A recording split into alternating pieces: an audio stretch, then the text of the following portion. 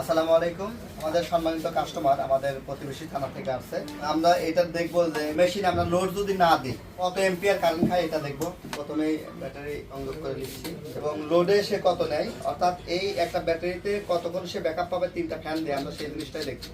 3টা ফ্যান সমান আমাদের মোটামুটি লোড 80 ওয়াট করে দিতে হয় একটা করে ফ্যান, তাহলে আমরা 3টাতে মোটামুটি 260 ওয়াট লোড হবে। আমরা লোড টেস্ট করব এবং 260 ওয়াট এবং ফ্যান সাথে আমরা হয়তো বা চালাইতে পারি ওয়াইফাই, রাউটার, অনু, এগুলো তো কমন সবার বাড়িতে থাকে। এগুলো দিয়ে আমরা আরো 40 ওয়াট লোড ধরছি, অর্থাৎ 300 ওয়াট লোড ধরবো। তো 300 ওয়াট লোডে 100 এম্পিয়ার ব্যাটারিতে কতটুকু ব্যাকআপ দিবে সেটাই দেখতে। আমি ধামমান লাগাইলাম, তাই হালকার পর লাইট দিয়ে লাগাইলাম। এখন আমরা একটা ডিএসপি সাইন অফ মেশিনে এই যে অন করলাম, মেশিনটা অন হয়ে গেল। আমরা এখন কিলোমিটার ধরি, এই যে এখান থেকে দেখাবো আপনাদেরকে। লোড স্টার্টিং লোড দেখাচ্ছে 2.36 লোড দেখাচ্ছে, অ্যাম্পিয়ার লোড নিচ্ছে। এখন আমরা যদি লোড দিই, এই যে আমি লোড কেবলটা এখানে লাগিয়ে দিচ্ছি, দেখি লোডে কত দেখায়। এটা ভেরি করতেছে 1.40 থেকে। এখন আমরা লাইট দিয়ে দিই, লাইটগুলো আমরা লোড দিছি। লোড দেওয়ার সঙ্গে সঙ্গে আইপিএস এর কুলিং ফ্যানটা চলতেছে। তো আমরা এখন লোড দিচ্ছি হচ্ছে 500 ওয়াট। তো যেহেতু আমরা লোড একটু কমা দিব, আমরা এই মুহূর্তে 400 ওয়াট লোড দিচ্ছি। এটা একটা ছোট মেশিন। 750 থেকে আমরা পারফেক্টলি পাবো কত সেটা দেখার বিষয়। 750 ভিএ আমরা 500 ওয়াট এটা টোটালি লোড পাবো। 500 ওয়াট লোড প্লাস দিয়েছিলাম। এখন আমাদের এখানে এখন 300 ওয়াট লোডে এটা 28.24 দেখাচ্ছে। এটাকে যদি আমি ক্যালকুলেশন করি, 28.24 গুণন 320 ভোল্ট, তাহলে আমার মোটামুটি 338 ওয়াট লোড লিছে। এখন আমরা দেখতে পাচ্ছি 338 ওয়াট লোড। তো আমি এখন সব লোডগুলো বন্ধ করে দিব, লোড সব বন্ধ। সেক্ষেত্রে আমার এখানে এখন লোড দেখাচ্ছে 2.33। আউটপুট লাইনও খুলে দিছি, আউট লাইন দিলেও একই। 2.33 যদি হয় 2.33 গুণন 12।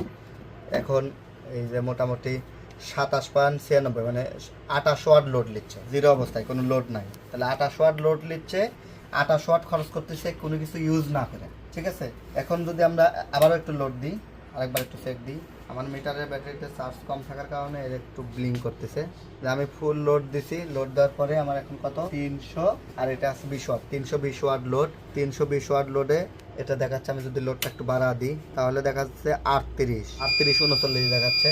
আমি যদি 39 হয়, এই যে 39 গুণন 12, এই যে 67 ওয়াট লোড লিখছে টোটালে। এখন আপনি চালাবেন 3টা ফ্যান, তাই না? 3টা ফ্যান চালাবেন। তো আমার যদি 3টা ফ্যান যদি হয়, তাহলে আমি 300 ওয়াট যদি লোড দিই তাহলে আমার 28, তাহলে পার ঘন্টায় 28 থেকে 29 অ্যাম্পিয়ার সে নিচ্ছে। তাহলে এটা যদি 100 অ্যাম্পিয়ার হয়, 100 অ্যাম্পিয়ার মাইনাস হচ্ছে 10%, এটা সে জিরো করলে এটা লো ব্যাটারি থেকে বন্ধ হবে। তাহলে আমার হচ্ছে 90 অ্যাম্পিয়ার, ভাগ হচ্ছে 28.5। আমরা মোটামুটি 3 ঘন্টা 15 মিনিট এটা দেবে খাবো যদি এই মেশিন হয়। আচ্ছা, এখন আমরা অন্য একটা মেশিন লাগাবো, সেটাতে কতটুকু হয় সেটাই এবার দেখবো। তো আমরা অন্য একটা আইপিএস লাগাইলাম, এখন ভালোই আছে তাই না? এটার আমরা এখন লস ভোল্টেজ দেখি। এটা দেখেন লস ভোল্টেজ হচ্ছে 2.57, তাহলে 2.57 গুণন হচ্ছে 12, তাহলে এটা 30 ওয়াট লিখছে। আগের আইপিএসটা লিখছে 27 ওয়াট, এটা নিলে হচ্ছে 30 ওয়াট, মানে 3-4 ওয়াট বেশি। আচ্ছা ঠিক আছে, এবার আমরা লোড দিই। এটা যখন আমরা লোড দিছি তখন আমরা এখানেও 300 ওয়াটের মতন আমরা লোড দিলাম। এটাতে আমরা দেখতে পাচ্ছি 27.95 96 এরকম। তার মানে মোটামুটি ধরে রাখতে পারি আমরা 88 ধরতে পারি।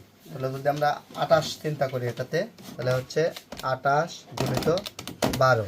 আমরা 336 ওয়াট লোড ছিল। তো এখন আমরা যদি 28 পাই তাহলে এটাও আমরা মোটামুটি সেমই পাবো, কারণ আমার ব্যাটারিটা 90 ভাগ হচ্ছে 28, মোটামুটি 2-3 ঘন্টা 20 মিনিটের মতন পাওয়া যায়। মানে দুইটার আমরা প্রায় সেমি পাইলাম। 10-20 মিনিট এদিক ওদিক ভেরি হতে পারে। ফ্যান এক একজনের এক এক কোম্পানির এক একটা ক্যাটাগরি থাকে। তো সেক্ষেত্রে আমরা যেটা বুঝলাম সেটা হচ্ছে যে মেশিন যদি আপনার ভালো হয়, ব্যাটারির ব্যাকআপটা আপনারা ভালো পাবেন। তাই আপনারা মেশিন কেনার সময় অবশ্যই মেশিনের কোয়ালিটি দেখে কিনবেন। এগুলো সব ব্র্যান্ডের মেশিন, তাই আপনি সেম পাইলেন। কিন্তু যদি আপনি বানানো আইপিএস নেন সেক্ষেত্রে কিন্তু আবার আলাদা পাবেন, লুমিনিয়াসের ক্ষেত্রেও কিন্তু আলাদা পাবেন। এখানে একটা জিনিস বলে রাখা ভালো, স্কোয়ার ওয়েভ এবং সাইন ওয়েভ বলে একটা বিষয় আছে। আপনি সাইন ওয়েভ মেশিনগুলোতে সবসময় ব্যাকআপটা ভালো পাবেন এবং সঠিক স্থির ভোল্টেজটা পাবেন। আর যদি স্কোয়ার ওয়েভ হয় সেক্ষেত্রে আপনি ব্যাকআপেও ঝামেলা করবে এবং লোডেও ঝামেলা করবে এবং অ্যাম্পিয়ারটা আপনি সঠিক পাবেন না। আউটপুট অ্যাম্পিয়ারও সঠিক পাবেন না, আপনি ব্যাটারি অ্যাম্পিয়ারটা সঠিক পাবেন না। সেক্ষেত্রে অবশ্যই আপনারা সাইন ওয়েভ এবং ডিএসপি মেশিন ইউজ করবেন।